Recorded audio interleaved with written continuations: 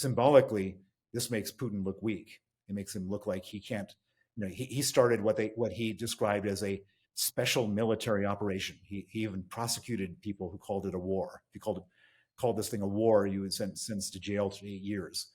So this special military operation, the purpose of calling it that was to make it seem like it's something far away, very defined, not affecting the Russian people. And all of a sudden, a piece of Russia has been annexed by Ukraine. And I'm maybe going a little ahead of myself. It's only a few tens of kilometers, but the symbolism of that is extreme. Because now, how does Putin characterize this in this own sort of hermetically sealed special military operation? This is a war that he started, which is now bitten off a piece of Russia. And depending on how this plays itself out and how long they can hold the territory, can they get more territory, it's even more humiliating for Putin. Hello and welcome to Frontline for Times Radio. I'm James Hansen, and today I'm delighted to be joined by the financier and political activist Bill Browder. He's the founder and CEO of Hermitage Capital Management and was the largest foreign investor in Russia until 2005, when he was banned from the country for exposing corruption. He now campaigns to impose sanctions against corrupt people linked to the Putin regime and to free political activists who have been imprisoned by it. Bill, we always appreciate your time here on Frontline. Welcome back. I wanted to start by getting your reaction to the prisoner swap agreement that was reached between the West and Russia last week. As someone who campaigns for the release of political prisoners in Russia, what was your reaction when you saw them land in Maryland last week? I was overwhelmed with euphoria. I have a very personal stake in this story, in that my close friend and ally, Vladimir Karamurza, was one of the 16 people who was released in that prisoner swap. Vladimir was dying in solitary confinement in a Siberian prison, where he had been sentenced to 25 years for, quote, high treason. His high treason was protesting the war and calling for democracy in Russia. We had been campaigning for 2.5 years to try to get him out. It seemed like a almost futile exercise, because how do you get somebody out of a 25-year prison sentence in Putin's prison? And so watching him disembark that plane in Ankara was just one of the most glorious moments of my life. His life has been saved. He's going to live to see another day, and I can't tell you how good that feels to me and to everyone else who cares about him. Have you been able to speak to him in the past week? Yeah, I spoke to him on Zoom. I'm actually going to go and spend some time with him in person in Washington in the coming weekend. And there's a lot of connecting, updating, hugging, and other stuff we need to do after this unbelievable trauma has ended for him. Well, let's talk a bit about the significance of the prisoner swap. Why do you think Vladimir Putin chose this moment to agree to it? Well, there's a number of different factors. The first factor is that Vladimir Putin was absolutely desperate to get one of his prisoners out, a man named Vadim Krasikov. Vadim Krasikov was a government assassin, a Russian government assassin, who had been sent on assignment to Germany, and he assassinated an enemy of the Russian state. The Germans had caught him and had put him in prison. And Vladimir Putin, for some reason, and there's lots of different theories about what the reason is, absolutely wanted to get this man out of prison. And so he's been saying to various hostage negotiators that if they can get Krasikov, then the United States can have Evan Gershkovich, the Wall Street Journal reporter, Paul Whelan, the former Marine, and the Germans had for a long time been very hesitant to do this deal, basically to free a convicted murderer for two innocent hostages. Really felt distasteful to the Germans.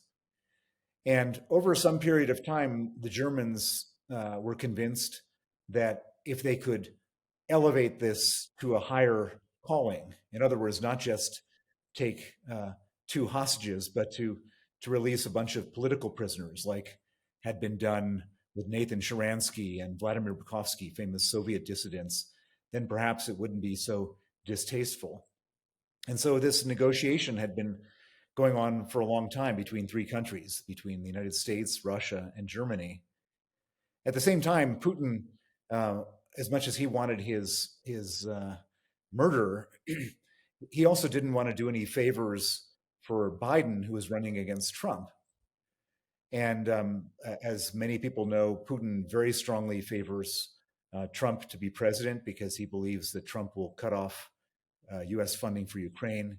He believes that Trump will either withdraw or weaken NATO. And so Trump has been Putin's preferred candidate for a long time. And so Putin was faced with a dilemma, how hard to push this, when to push this. And then all of a sudden, something unexpected happened, which is that Biden dropped out of the race. And when Biden dropped out of the race, Putin could get what he wanted, which was his murder, and not have to in any way compromise Trump's campaign by giving Biden a big gift. And that's when the whole thing kind of came to fruition. And on Vadim Krasikov, I find it fascinating that we've had confirmation now from Dmitry Peskov, Putin's spokesperson, that he was, or he is, an FSB employee, in essence acknowledging the fact that it was a state-ordered hit on the Chechen exile in Berlin back in 2019. And that is significant to me, at least. I don't know whether you agree with this, Bill, because it's the first time that Russia has officially acknowledged the fact that it does send foreign agents to go and take out people in other countries. We know that they were responsible for the death of Litvinenko in London in 2006, but they've never publicly admitted it or acknowledged it. We know they were responsible for the attempted assassination of Sergei Skripal in Salisbury, but they've never publicly acknowledged it. This seems like the closest we've ever got to a public admission from the Kremlin that this is their modus operandi. Well, I don't spend a lot of time listening to what they admit to or don't. I mean, everything that comes out of the Kremlin is a bald-faced lie. They lied about shooting down MH17. They lied about Skripal. They lied about Litvinenko. They lied about not intending to go into Ukraine, and then 2 weeks later they did. They just lie, and lie. So for us to even spend any time analyzing that like one time they didn't lie or they admitted after previously lying, I think is not all that real helpful in terms of analyzing them. The evidence, the documentary evidence is overwhelming in all these situations, in this particular case, in the Skripal case, in Litvinenko, in everything. And I think that we shouldn't spend a minute listening to what they're saying and trying to decipher it, because it's just like, absolute nonsense. But what I would say is that there's the fact that he was a state-sponsored killer, and the fact that Putin made such an effort to get him back does raise a lot of disturbing questions for people like me and others about what our security is going forward. Because the message that Putin is sending to his other state-sponsored killers is that if you get into hot water, if you get arrested, we're going to take someone hostage and get you out. And that means that more state-sponsored killers will have the confidence to do their state-sponsored killing. And I, for one, am high on the state-sponsored kill list. And so, of course, that's not very comforting. Having said that, and being on that list, I would do this trade that was done tomorrow, and I would do it next week, which, to save Vladimir Karamurza and 15 other lives. And some of these people would have died, no question about it, like Alexi Navalny did. Saving their lives is an act of great heroism on the part of Western governments. And I approve it, even with all the downsides to this trade. I approve what they did, and I think it's really important that they did it. I would say one thing, though, which is that now that we know for sure that Russia has a policy of taking hostages to swap for their prisoners, we need to do something about that policy. And the main thing we need to do about that policy is prevent people from the United Kingdom, from the United States, from the European Union traveling to Russia to make themselves hostages. And it's not just to protect their lives, but it's also to protect our societies, which is, to have to be forced into these unbelievably bad deals where we have to free real criminals for hostages. is an unacceptable situation. And I would say it should go beyond just issuing travel warnings, because many people don't adhere to those travel warnings. I think that it should be no longer legal for a UK citizen to travel to Russia. And any UK citizen who's in Russia should leave Russia, because we can't be putting our society at risk for these state-sponsored hostage takers. I mean, that's a really interesting point you raised there, Bill, because I know some people, including Donald Trump, have implied somehow that the deal that was struck for this prisoner swap was a bad deal. And there is a legitimate point, I suppose, about whether there is a moral hazard in incentivizing Putin to falsely imprison foreigners. Well, there is a moral hazard. There's no question about it. If you reward that, then they say, okay, let's do it again. And so there should be two things that happen. One is to lower the probability that anyone can be taken hostage, which comes back to my point about banning people from traveling there. And the second thing is that when they do take hostages, we should absolutely come down on them like a ton of bricks. We should absolutely sanction, freeze assets, go after people, do all sorts of disruptive things, so they realize that they're paying a high price for doing so. I mean, Russia's not the only country that does this. Iran does this. China does this. Many other, Venezuela does it. Many other countries do this, and we have to be really developing skills to respond to this. And the UK, I should point out, has got a terrible record when it comes to state-sponsored hostage taking. The UK is got a policy, an explicit policy, to say that we will not do anything to free a British hostage. And so, on one hand, of course, we don't want to encourage hostage taking.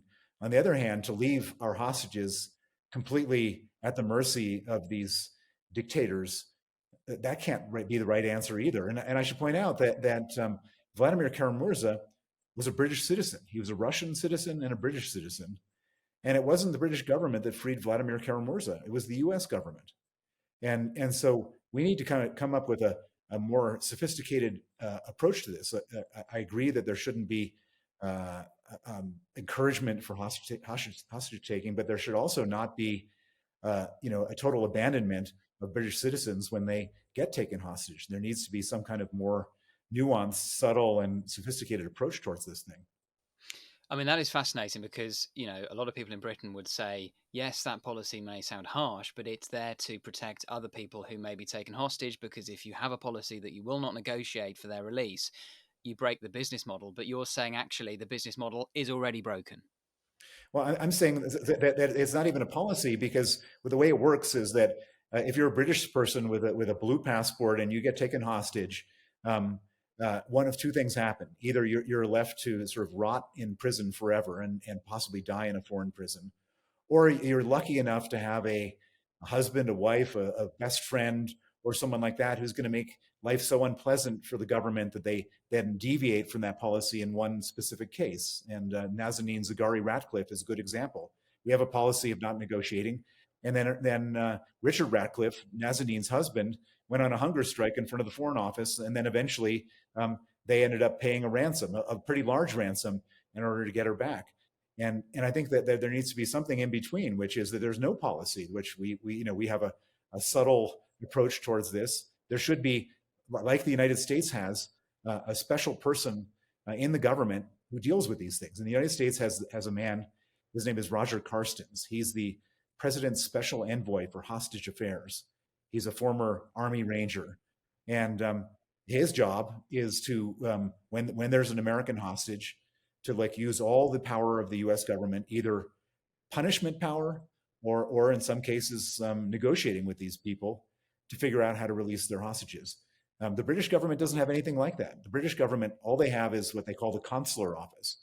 And so basically, if you get banged up abroad, what's going to happen to you is somebody from the embassy is going to come once a quarter with English magazines and warm socks.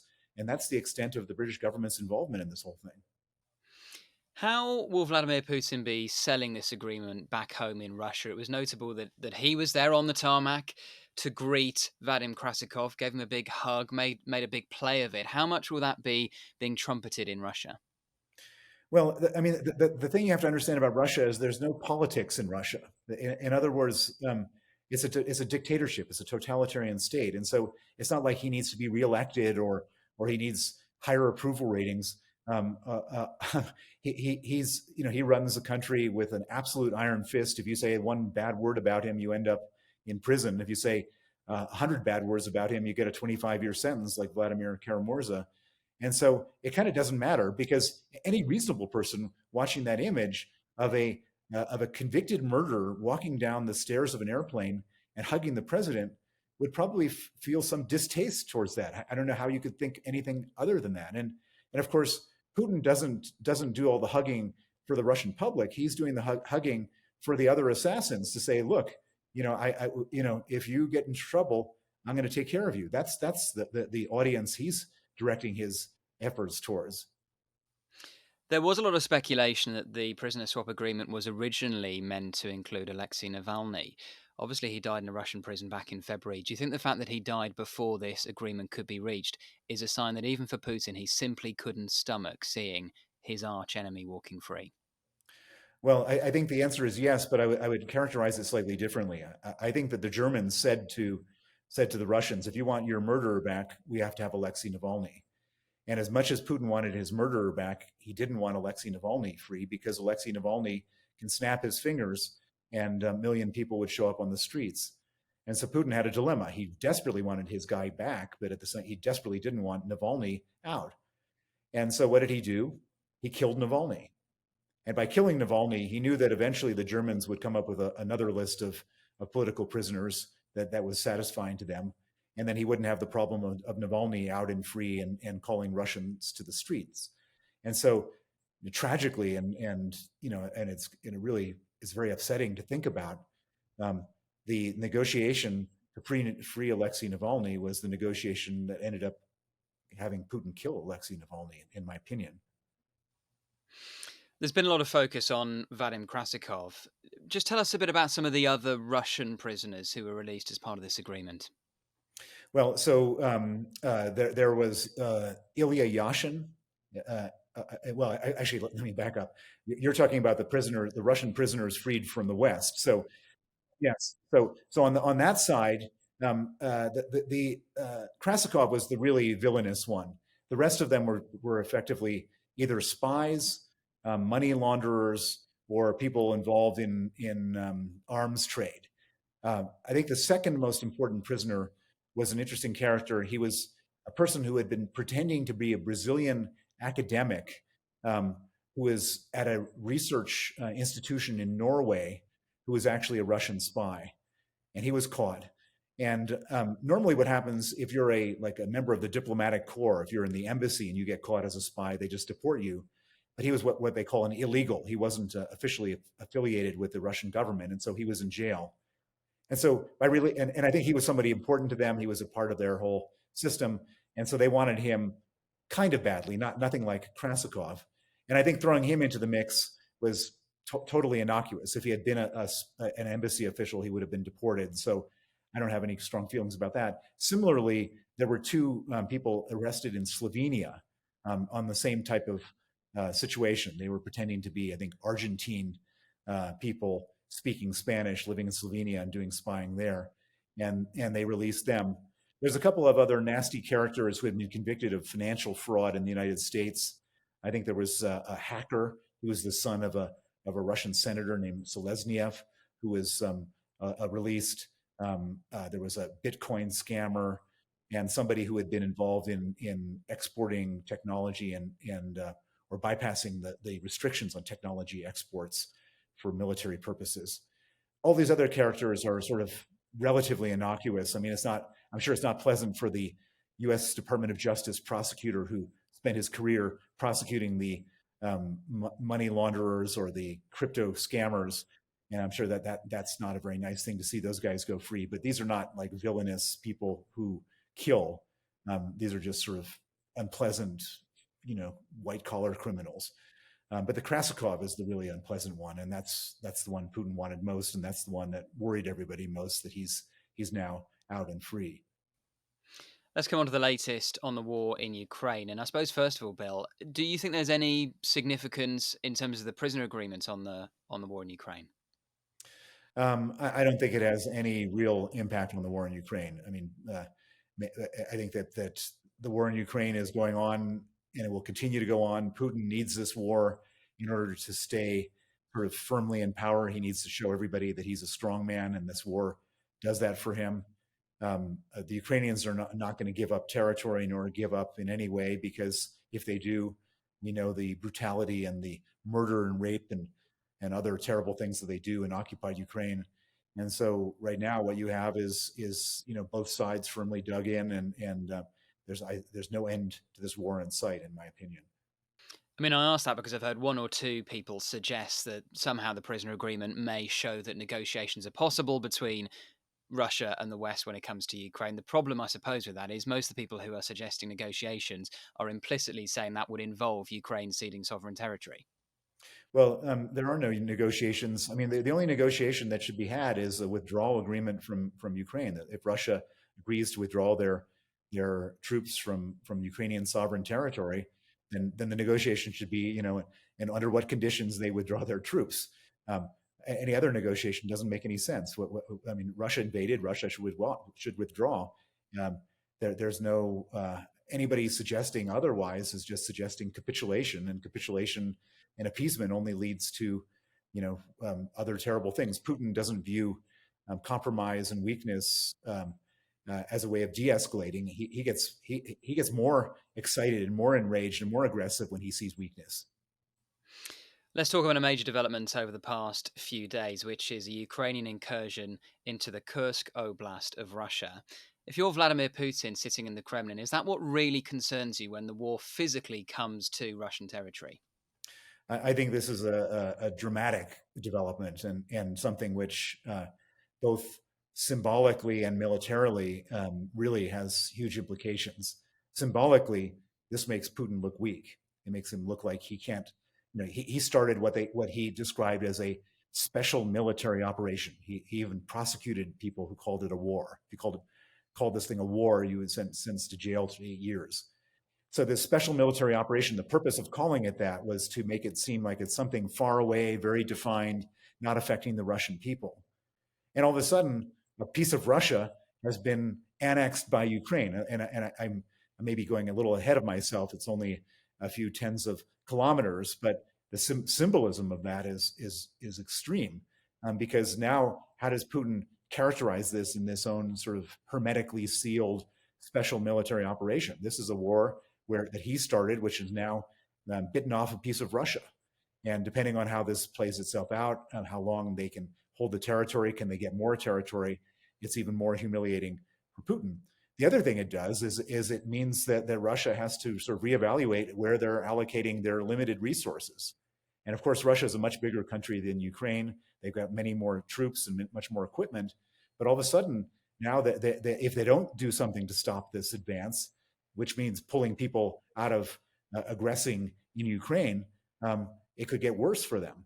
And so this has a lot of implications. I think it's worth watching very closely over the next days and weeks. And as somebody who supports Ukraine wholeheartedly, I'm very excited and encouraged by this new development. And I think it shows the creativity and the genius of the Ukrainian military commanders. The point about where Russia allocates resources is a really critical one. And there have been reports in recent weeks even that Putin has asked for air defenses to be transferred away from Ukraine into Russia to look after his presidential palaces in Moscow and in Sochi. What do you make of that, Bill? Well, what it shows is that Ukraine's drone strategy, that Ukraine's grinding down of Russia's uh, um, equipment all over the place is working. It's Ukraine is a total underdog, but they're a very effective underdog. That they have used what limited tools they have to the maximum advantage to harm Russia and to harm Putin. And everybody thought this war was going to be over in 3 days, and now we're 2.5 years into it, and Russia is suffering, and of course Ukraine has suffered profoundly, and nothing can take that away. But Russia is suffering as well, and they, in addition to them moving air defenses away from Ukraine to protect Putin's palaces, Russia has lost 500,000.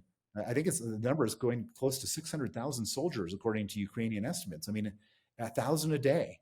And just to put this in perspective, the entire Soviet invasion of Afghanistan over a 10-year period, they lost 15,000 soldiers.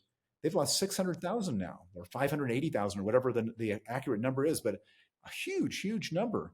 And that's unbelievable. I mean, it's shocking. It's beyond comprehension, the amount of death, destruction, and disability that Russia, that Putin has inflicted on his own people.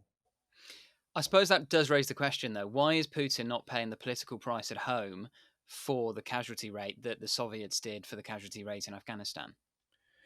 Because he's running an absolute dictatorship. And maybe it was a dictatorship before, but it's a much more pernicious dictatorship right now, where if you're a mother who's lost a child and you say something bad about that, you end up losing your pension, maybe losing your apartment, maybe even going to jail.